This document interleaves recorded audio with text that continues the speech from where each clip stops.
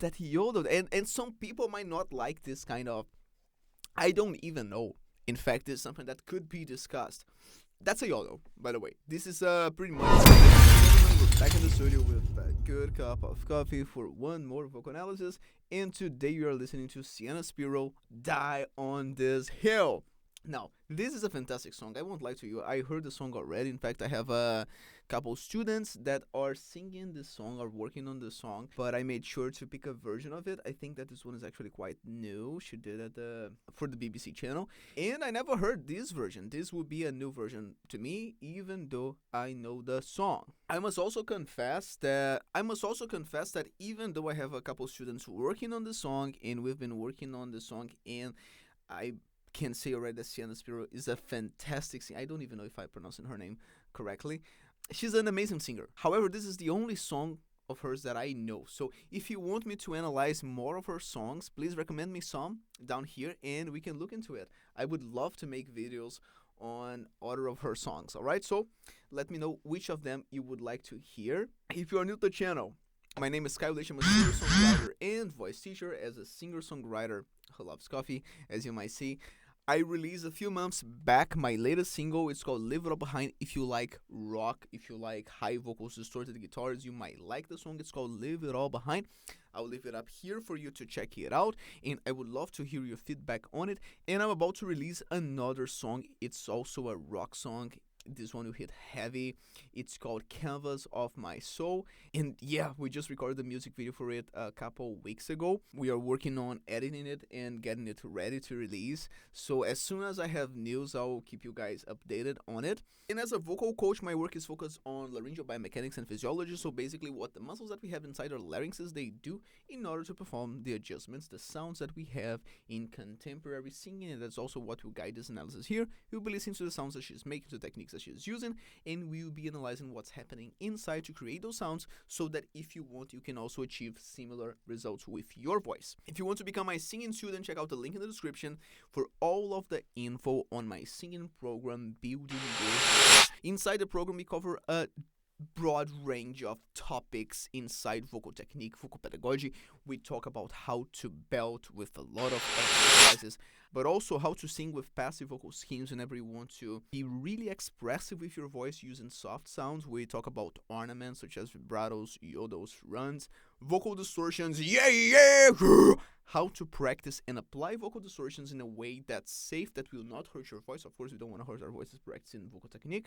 We have a vocal exercise library with exercises for you to practice each of the techniques that we cover inside the course, all with my own examples, but also students that are exemplifying and practicing and applying those techniques as well. All of that and much more, again, inside my singing program, Building Your Voice.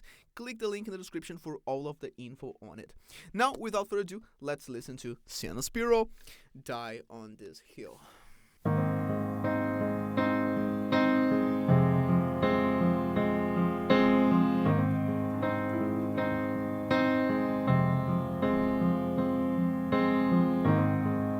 Got me to stay, said that you need me. Stop, 'cause his words don't have a meaning. No, they don't. So pay attention to that tone there. Basically, when we sing our vocal folds, and here I'm talking about the muscle part of the vocal folds that we also call vocalis muscles, they can be in active tension or passive tension. If they are active, then we have hey, more compression, more firmness in the sound. As soon as we let go and we get more relaxation, that's what we call passive vocal folds. Here, most of this beginning here, she's singing with passive vocal folds. Don't have a meaning. No, they don't. No, they don't. And she's using a vocal scheme that inside Vocal Anthropophysiology, which is the framework for my work as a voice teacher, we call breathy voice. We have a couple muscles inside the larynx, the posterior cricoretinoid muscles, which the function of these muscles is precisely to open the vocal folds. And when do we use them? Well, when we want to breathe, we need to open the vocal folds for that. When we want to sing with a breathy voice, oh, they don't. and when we want to use some vocal distortions that will have some breathiness as well. Like, I got my first real six string, like the phaser voice that Bryan Adams, for instance, uses a lot. But alright, so she's using a lot of breathy voices there to create that soft sound with some hiss, some breathiness, some air. Listen to me. She's also playing with the filter to make the sounds To bright. me. And there'll be a day I'll be more creative, a poetic way to say I'm not leaving to the world, not to your face. And I love the contrast. Not to your face, active and passive to your face. Oh, so beautiful. Humming. Oftentimes we'll talk about this as a vocal exercise. However, that's part of the beauty of contemporary singing. We can sing the way we want. And that includes producing sounds that oftentimes you'll be referring as, okay, this is just a weird sound that we use to exercise our voices, like the humming. And she's using that as part of her singing in the song. So how amazing is that? Like, in contemporary singing, what are really the rules? I like to say, whenever I'm discussing this with my students, that what makes something correct inside the context of contemporary singing, especially nowadays, if it doesn't hurt you as the artist are enjoying it and your audience is enjoying it, then that's it. That's what creates correct technique, especially because we can produce some sounds that will not carry a lot of volume. And for that, we use this guy here, the microphone. As you can see, she's using headphones there to pretty much have a feedback on her voice. She's monitoring herself through the phones, and she also has the microphone really close. Amazing, so she's controlling quite all the volume. She also has this device here. I'm just now realizing that. Might be a voice pedal. What does it do? I don't know. Probably she's having some compression there. Maybe some basic effects like reverb, delay. Yeah, I'm not pretty sure. I'll take my pride. Pride! Oh, the opening there. She's making it a bit darker. My pride. Pride! Pride! She's singing with active vocal folds above the E4, and that characterizes inside vocal anthropophysiology what we call a worn voice. A worn voice is pretty much belting. Okay, so the kind of voice that you would use to warn someone about something, we have power, we have compression, and we are singing up there. Pride! Standing for you. Standing for you! She's still keeping it active. Beautiful. No, I'm not blind, just seeing it through. You take my life just for the thrill. I'll take Oh, it's so beautiful. I'll take That yodel, and some people might not like this kind of, I don't even know. In fact, this is something that could be discussed. That's a yodel, by the way. This is pretty much a break between an active technique and a passive technique. We will call it break when we don't want it to happen. We will call it yodel or sigh or cry when we want it to happen. And here we have an important discussion. Does it have to be intentional to be good or not? Because I don't think here it was intentional.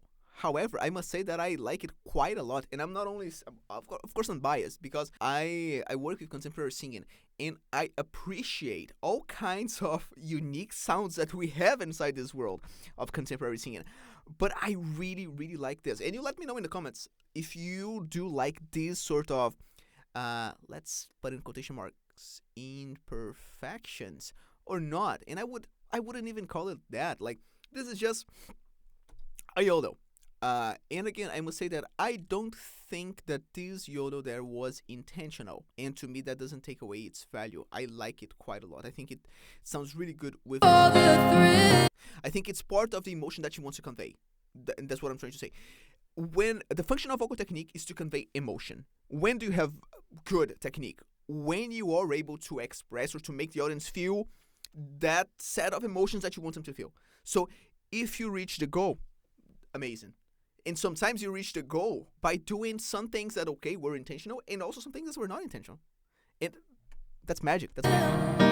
I'll take tonight and die on this hill. How? Another one. How? How? How? She starts with a passive sound, and then she breaks into active. How?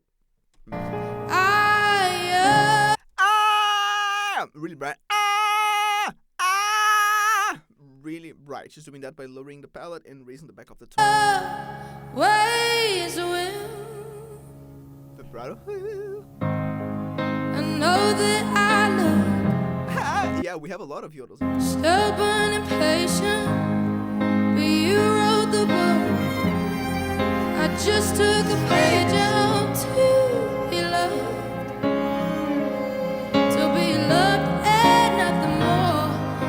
You kept your word. Do you want a medal? The way that someone leaves this world is all just level. Okay, the way that she's saying world. Do you want a medal? The way that someone leaves this world. Well. This is a kind of technique that is more rare per se. We don't hear that a lot because pay attention to how quiet it is. This is a vocal scheme that inside vocal anthropophysiology we call weak voice, precisely because it is weak both in physiological terms and volume. It doesn't have a lot of volume, and for this kind of scheme, because you are trying to sing really softly, if you're hearing me well, I'm doing something wrong. But there is also a bit of compression that I apply on the microphone here whenever I render the video, so that will make it a bit louder as well. But this is super quiet, and that's the function of it. That's the function of the weak voice. By the way, her voice is also being a bit compressed there, for sure. But the weak voice, the kind of vocal scheme that pretty much we use as a fade-out technique or fade-in technique because it cannot have a lot of volume, but it does happen inside contemporary singing. So this is a kind of vocal scheme as well, of passive vocal scheme, and it's just vocal folds are relaxed, are passive, and the air pressure is minimal. We are not sending a lot of air pressure, and that's the reason why the volume is so quiet. If you try to send more air pressure, it will turn into something else. So the weak voice needs to be weak. It's all just levels. Tell me now. To me now. I'll take my pride. Stand here for you. You. She also applies quite a lot of runs. That's really nice. On top of the pentatonic scale, which is quite common. In fact, if you are my student inside the Building Your Voice program, you know that, but most of the runs that we hear inside contemporary singing, they will be based on the pentatonic scale. I'm not blind, just seeing it through. You take my life just for the thrill. I'll take tonight and die on this hill. I always will. I'll be here the whole night. I'll be here 'cause I can. Yeah, I know you don't care. I know nothing could matter. Nothing in there. I don't know the words, but nothing. The high C right there. So God, I wish something mattered to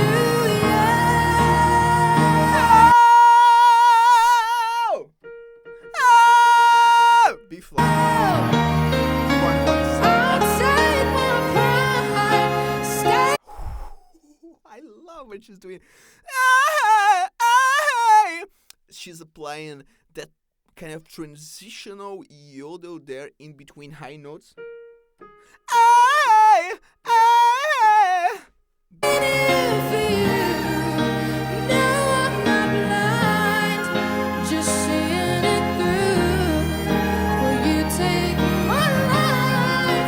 Just for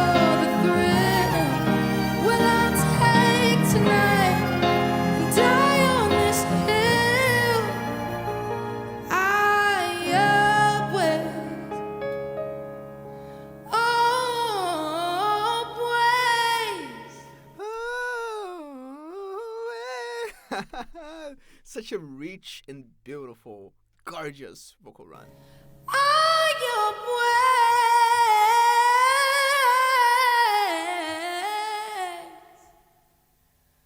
will Vibrato there. Breathy as the bass vocal scheme. Wow. Wow. Alright, guys. So this was Sienna Spiro singing Die on This Hill live at the BBC Radio. Gorgeous. Yeah, so please let me know what you think of the song, what you think of this particular performance of hers. You can see what I think of it. And of course, what you think of my own analysis here. I would love to hear your feedback. In case you are curious about my own singing, click the card up here. That will lead you to a playlist with my original music, and it would mean the world to me if you could give it a listen and let me know your thoughts on it. In fact, you might be curious, because oftentimes you'll be listening to vocal coaches and you wonder, okay, but how this person can talk about voice, but how do they sound when they sing for real? And again, I'm also a musician. I'm not only sitting here and talking about voice, talking about music. I'm making my own music as well, and your feedback means the world to me. If you want to become my singing student, the link for my singing program, Building Your Voice, will be in the description below, in comment, and in there we cover a range of different vocal techniques. All of the techniques that we talked about in this video and much more. We talk about how to belt voice, how to be really expressive with your voice using soft sounds like the breathy voice, the Gregorian voice, those passive vocal schemes, how to apply ornaments such as vibratos, yodels, runs, how to sing with vocal distortions, rasp, scream in a way that will not hurt your voice. We have a vocal exercise library with exercise for you to practice each of the techniques. In fact, we even have a lesson how to create your own vocal exercises using the songs that you're practicing and turning them into training to exercises. All of that and much more inside the program Building Your Voice, so link down below. You enjoy your day, you enjoy your coffee, and remember, if your concepts cannot be seen here in the real world, then they must change and not the world. See you in the next video.